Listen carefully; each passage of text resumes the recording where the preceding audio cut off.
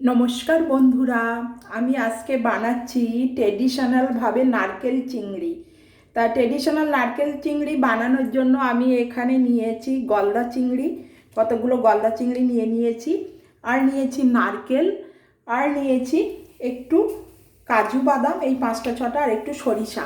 একদম সামান্য উপকরণ দিয়ে আমি বানাবো নারকেল চিংড়ি।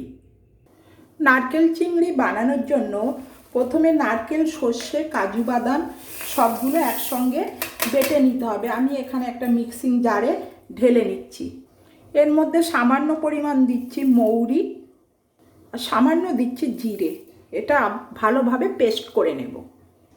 কড়াইয়ের মধ্যে দিয়ে দিচ্ছি সামান্য পরিমাণে সাদা তেল। তেল হালকা গরম হলে দিয়ে দিচ্ছি 1 চামচ পরিমাণে বাটার।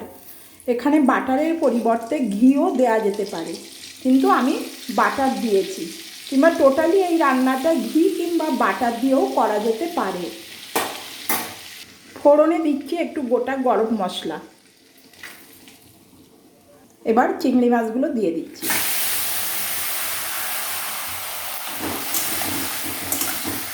দিয়ে দিচ্ছি পরিমাণ মতো লবণ। চিংড়ি মাছটা আমি বেশি সময় ভাজবো না, অল্প ভেজে নেব।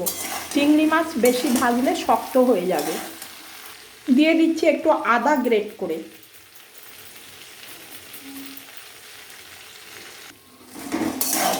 দিয়ে দিচ্ছি 1/2 চামচ লঙ্কা গুঁড়ো। এবার নারকেল সর্ষে বাটা দিয়ে দিচ্ছি সামান্য পরিমাণে জার ধোয়া জল।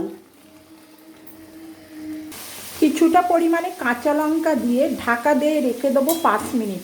এই রান্নাটা করতে বেশি সময় লাগে না।